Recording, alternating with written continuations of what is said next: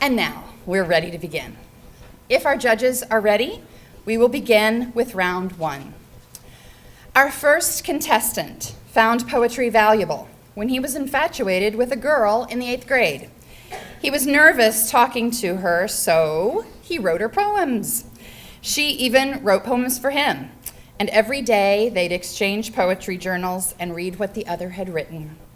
Continuing to find purpose in a poem, here is Missouri's Central Regional Champion, an 11th grader from Rockbridge High School, Neil Cathro. Novel by Arthur Rimbaud.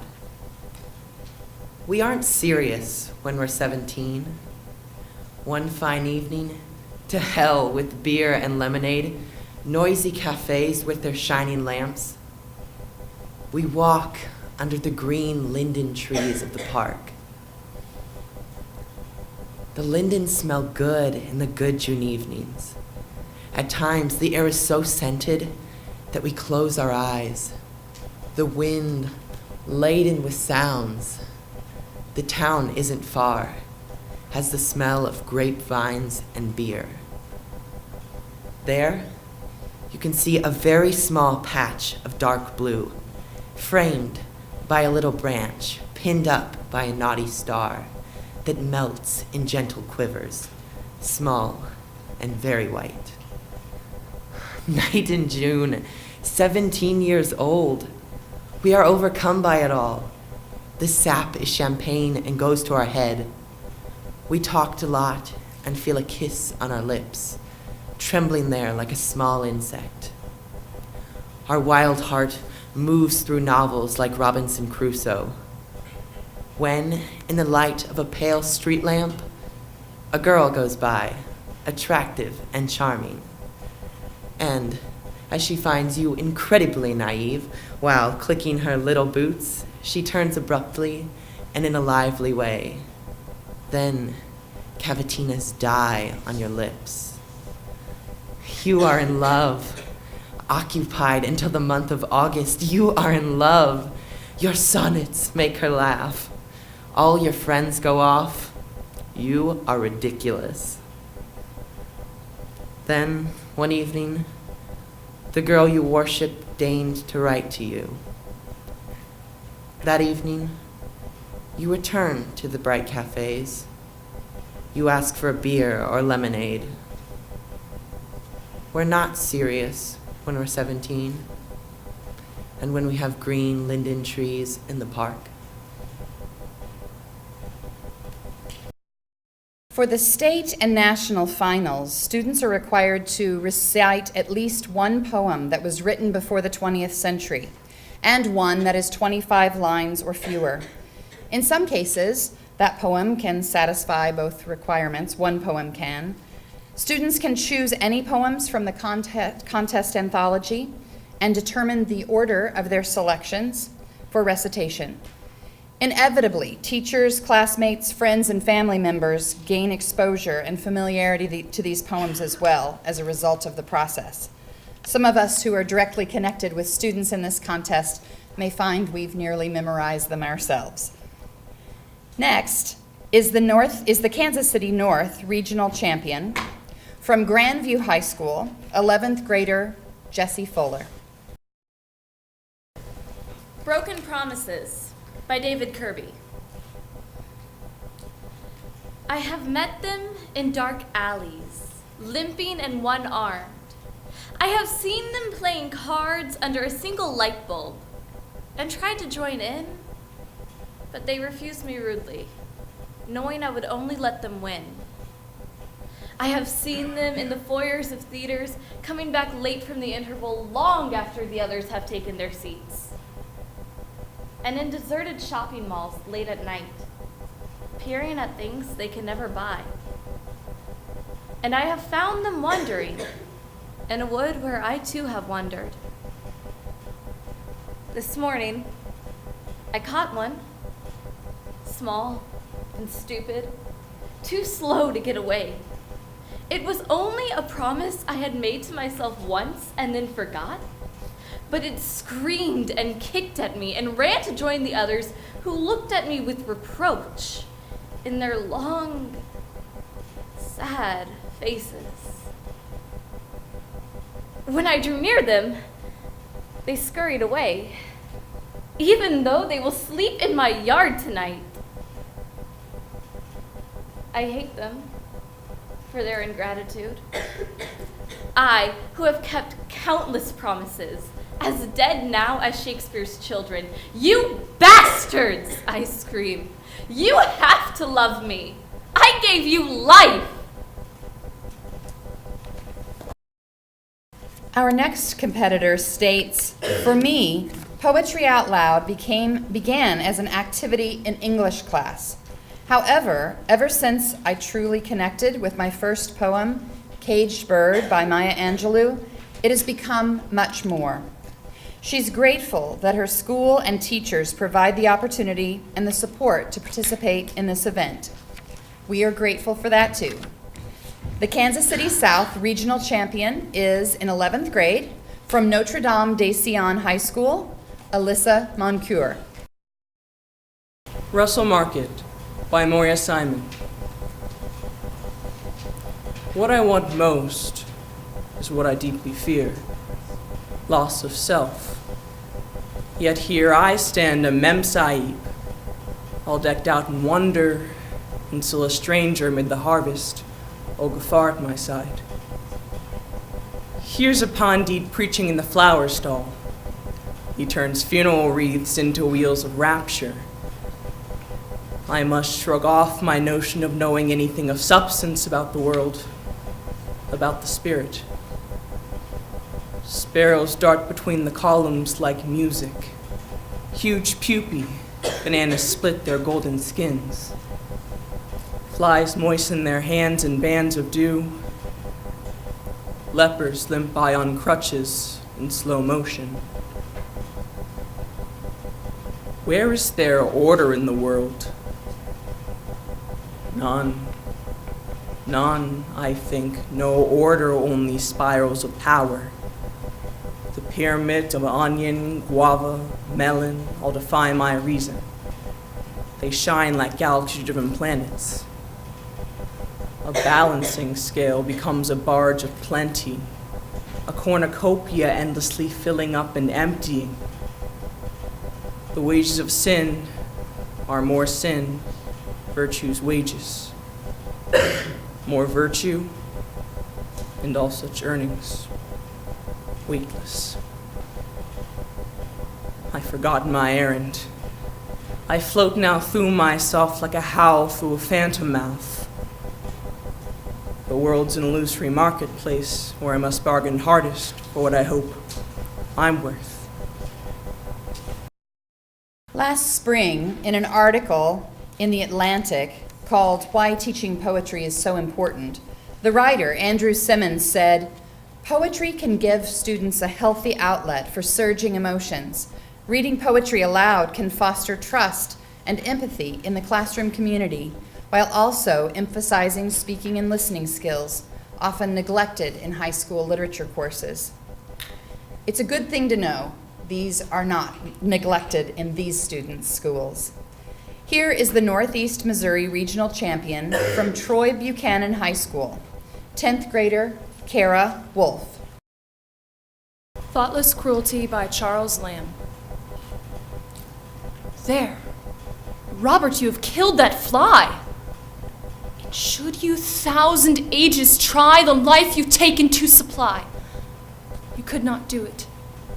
You surely must have been devoid of thought and sense to have destroyed a thing which no way you annoyed. You'll one day rue it. 'Twas but a fly, perhaps you'll say, born in April, dies in May, that does but just learns to display his wings 1 minute, and in the next is vanished quite. A bird devours it in its flight, or come a cold blast in the night. There's no breath in it. The bird but seeks his proper food, and Providence, whose power endued that fly with life when it thinks good, may justly take it. But you have no excuses for't, a life by nature made so short, less reason is that you for sport should shorter make it. A fly, a little thing you rate, Robert, do not estimate a creature's pain by small or great. The greatest being can have but fibers, nerves, and flesh, and these the smallest ones possess, although their frame and structure less escape our seeing. Our next competitor notes the impact of a poem, Don't You Quit, and particularly the line, "Success is failure turned inside out," as being particularly inspirational, having first heard it from his grandfather. Gaining confidence in speaking is one of the benefits of this contest, and in this student's opinion, the confidence can be gained by turning failure inside out. To show us the proof of that kind of benefit is Northwest Regional Champion, a homeschooled student from St. Joseph, 10th grader Alex Hall. For the Young Who Want To, by Marge Piercy.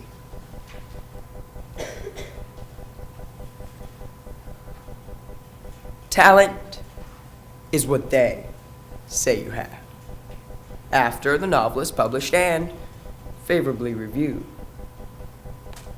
Beforehand, what you have is a tedious delusion, a hobby, like knitting.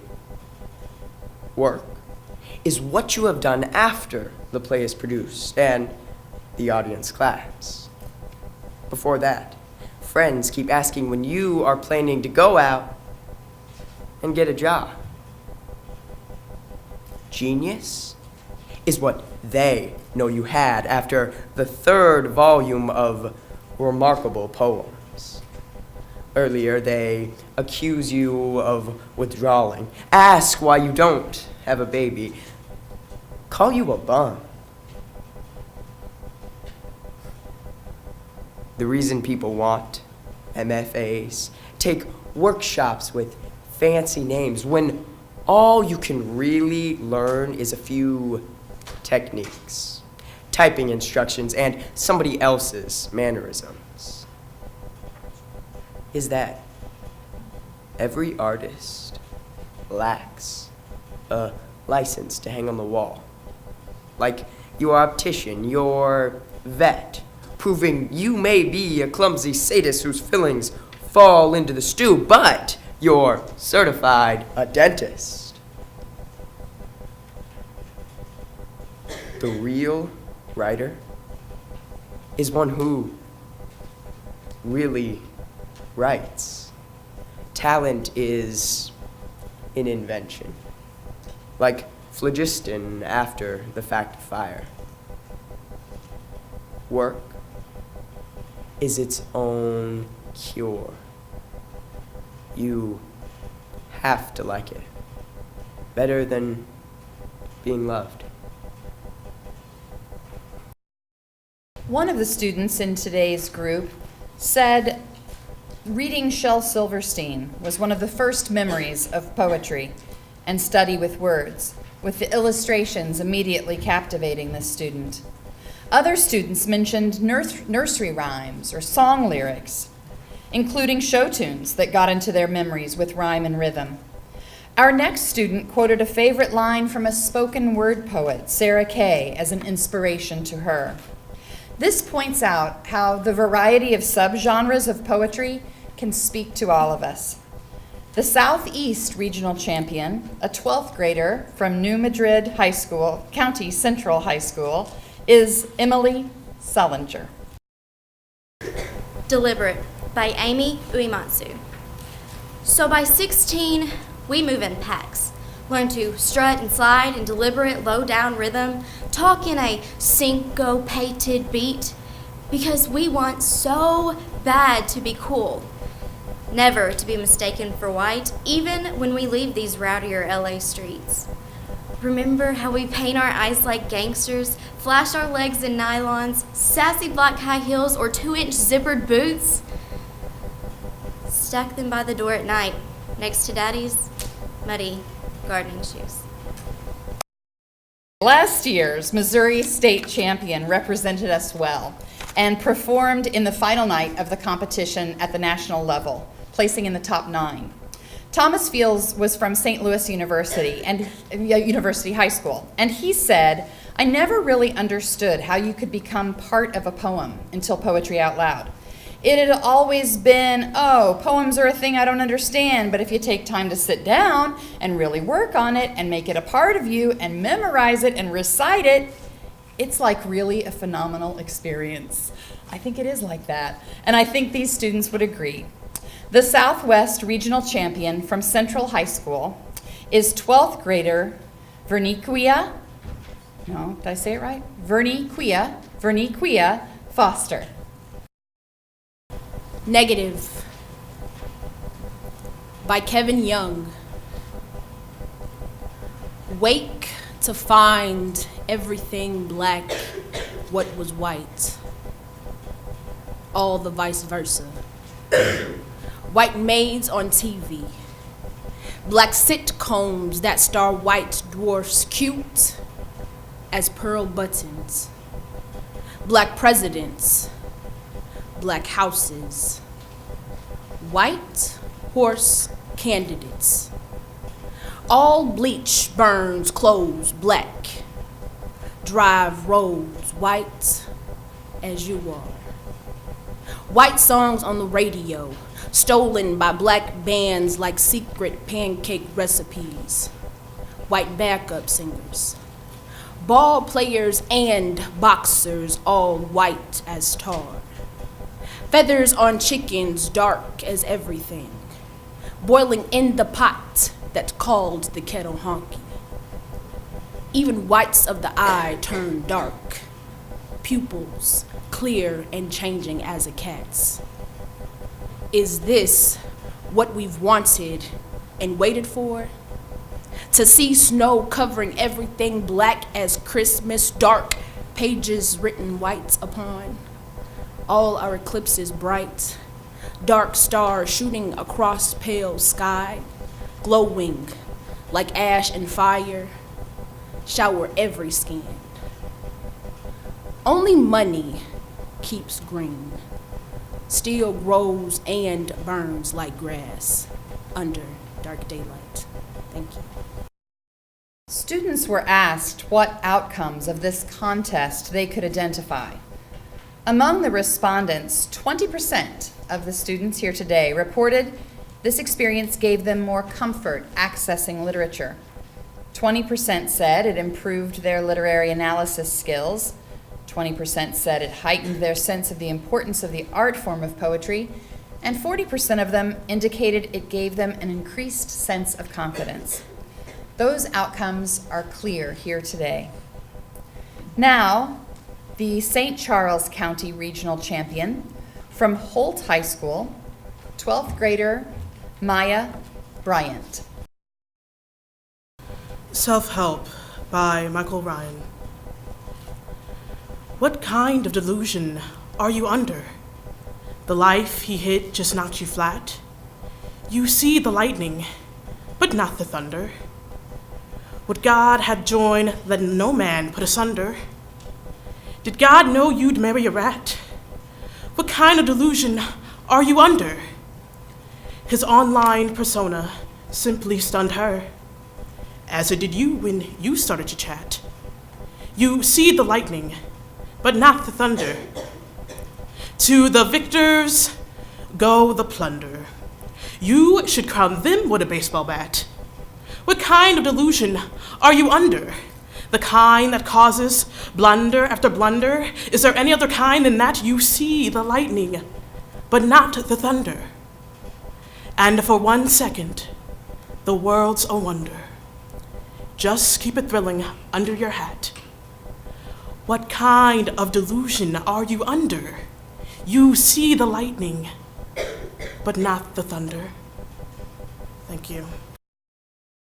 When asked, how likely are you to continue to read poets' work in the future, even when not assigned, 100% of the students in the group gave that question a rating of likely or very likely. At a time when book sales around the world are in general decline, a renewal of interest in poetry is one of the aims of this national endeavor. If our unofficial poll is any indicator, that aim is being reached. This is the St. Louis City Regional Champion and 11th grader from McKinley Classical Leadership Academy, Caitlin Davis. America by Claude McKay. Although she feeds me bread of bitterness and sinks into my throat her tiger's tooth, stealing my breath of life, I will confess I love this cultured hell that tests my youth. Her vigor flows like tides into my blood, giving me strength. Erect against her hate, her bigness sweeps my being like a flood. Yet, as a rebel fronts a king and state, I stand within her walls with not a shred of terror, malice, not a word of jeer. Darkly I gaze into the days ahead and see her might and granite wonders there beneath the touch of time's unerring hand, like priceless treasures sinking in the sand. One of my favorite poets and a strong advocate for this National Poetry Out Loud endeavor, former two-time U.S. Poet Laureate Billy Collins, said this: "I'm absolutely in favor of having my students memorize poetry. Once they have the poem internalized, they're really proud. It's a gift. And if it gets in there young, it stays." Our next student says, "I was always read to as a child, and Dr. Seuss may not be on the Poetry Out Loud anthology, but he sure was an author that meant a lot to me growing up. As Dr. Seuss stayed with him, we hope these poems stay with these young people for a long time too." This is the St. Louis County Regional Champion from Afton High School, 12th grader Sam Pointer. Hysteria by Dionisio D. Martinez for Ana Menendez.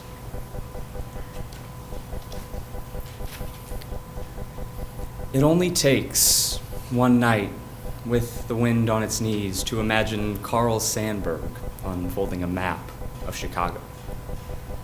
Puzzled, then walking the wrong way. The lines on his face are hard to read. I alternate between the TV, where a plastic surgeon is claiming that every facial expression causes wrinkles, and the newspaper. I picture the surgeon reading the lines on Sandberg's face, lines that would have made more sense if the poet had been, say, a tree growing in a wind orchard. Maybe he simply smiled too much. I'm reading about the All-Star game, thinking that maybe Sandberg saw the White Sox of 1919. I love American newspapers, the way each section is folded independently and believes it owns the world. There's this brief item in the international pages. The Chinese government has posted signs in Tiananmen Square forbidding laughter. I'm sure the plastic surgeon would approve. He'd say the Chinese will look young much longer. Their faces unnaturally smooth. But what I see, although no photograph accompanies the story, is laughter bursting inside them. I go back to the sports section and a close-up of a rookie in mid-swing. His face keeping all the wrong emotions in check.